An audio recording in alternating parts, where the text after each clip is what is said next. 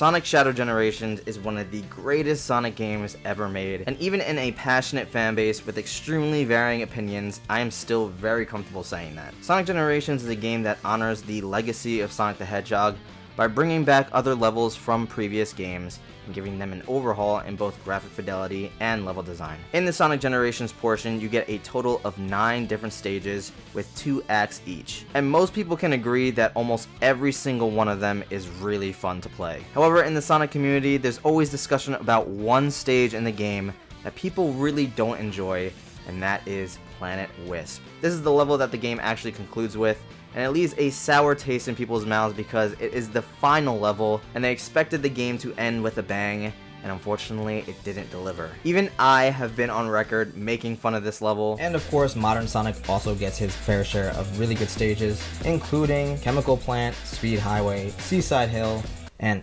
no, not you, get out of here! But I'm here now to apologize for my actions and my words against Planet Wisp, because after replaying it, I not only think that this level is pretty decent, but it's actually one of my favorite levels in the Sonic franchise. Yeah, no, not you, I still think you're bad. This video is specifically talking about the boost level of Planet Wisp, or Planet Wisp Act 2, because I really believe that the idea that Planet Wisp as a whole is bad is really not that true, and I want to explain why I truly believe that Planet Wisp is one of the best levels in Sonic Generations. So let's begin with my personal opinion on what makes a Sonic level great, so that my opinions are a bit more contextualized. There are 3 aspects that are fundamental for making a great Sonic level. The first thing that makes a Sonic level great is the sense of speed.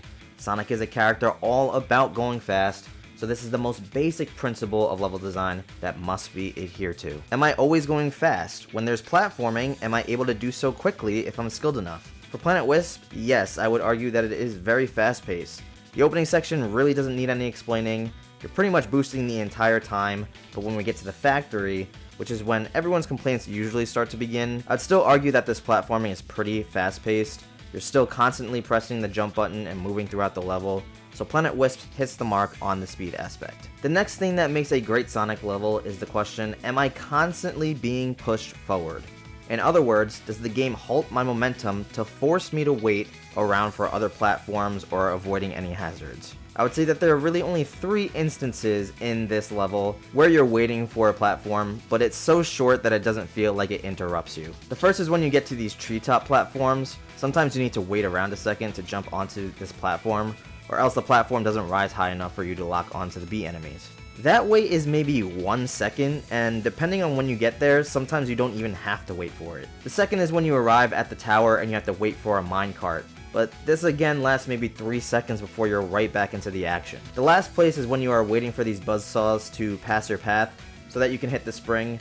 This is less of a wait and more of a prep for timing your jump, and again this lasts maybe 2 seconds. Keep in mind that these are only waits for the utmost paths, aka the fastest route. So Planet Wisp Act 2 also hits the mark here as well. The third thing that makes a Sonic level great is the amount of time it takes to complete the level. I truly believe that the sweet spot for a good amount of time for a Sonic level is between 2.5 minutes and 5 minutes. Any less than 2.5 minutes, you'll feel like you didn't really do much in the level, and any more than 5 minutes, you'll feel like the level has gone on for too long, and you kind of just start to get bored. Again, this is only referring to taking the top routes and playing the game without any speedrunning tactics. If you take the top routes only in Planet Wisp Act 2, you will beat the stage in less than 5 minutes. This is a big reason why Act 1 of Planet Wisp is not as good as the second act, because even when taking all of the fastest routes, you'll still be hitting over 5 minutes most of the time for Act 1. So Planet Wisp gets a check mark for all of the fundamentals, so let's actually go into the level design and analyze some of my favorite aspects of Planet Wisp. Keep in mind that this is only an analysis of the upper routes on the stage. If you're of the opinion that the level quality should be judged by the sum of its parts, including the lower levels, then I would agree that Planet Wisp isn't a good stage. But since most people, including myself, give less merit to the lower routes, I'll be exclusively talking about the upper routes for this level. So as soon as we start the level, we can see that there are platforms that you can homing attack enemies on. If you have the blast off perk, you can actually gain enough momentum to jump onto one of these robots as you're boosting, which will fling you over all of the platforms, saving you a lot of time. As you take the cannon, you can boost jump to get yourself onto a platform leading into a cave. The boost jump timing here is pretty critical and a hard move to pull off if you're not a speedrunner, since some of the level assets gimp you if you're trying to jump.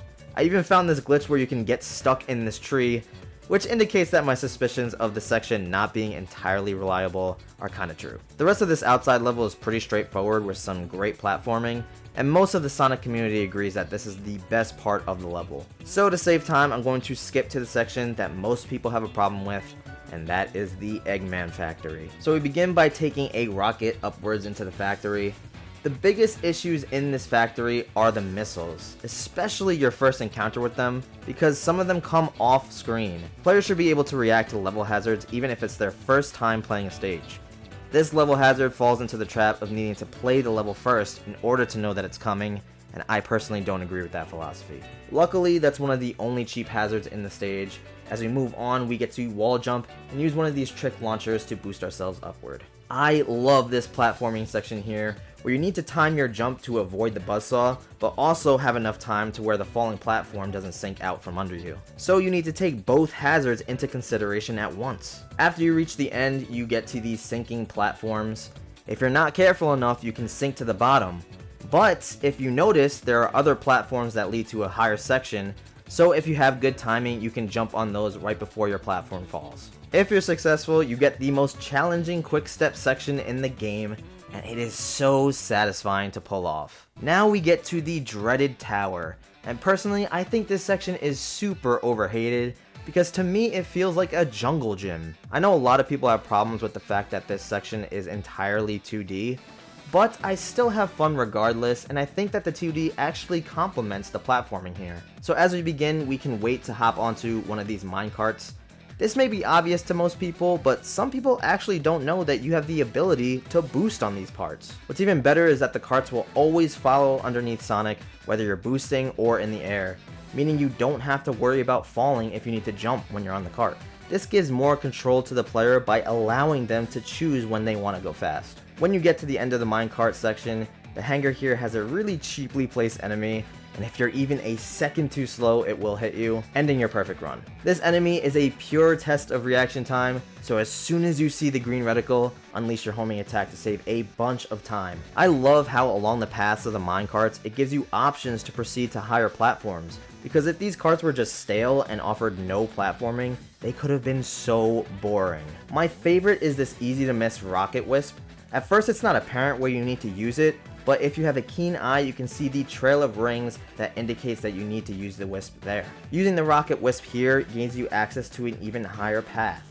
Up until this point, your hands are always moving and you are constantly being pushed forward, which is what I mentioned in the beginning that makes the Sonic level so good. As you approach the last minecart, there are some dash rings that you can hit if you time your jump well enough, saving you a ton of time and skipping over another platforming section. By this time, you're already near the end of the stage, and I think the last section is so clever.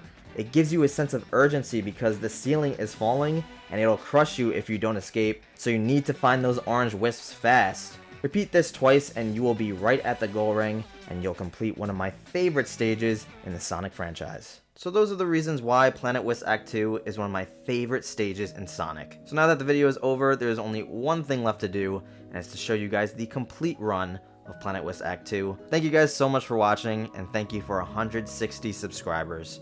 If you liked the video, definitely give it a like, and definitely hit that subscribe button. I will be making videos every single week. So if you're into Sonic content or nerdy things in general, whether it's movies, TV shows, or video games, I will be talking about it right here. But again, thank you guys so much for watching. My name is Japes, and I hope to see you in the next one. Take care.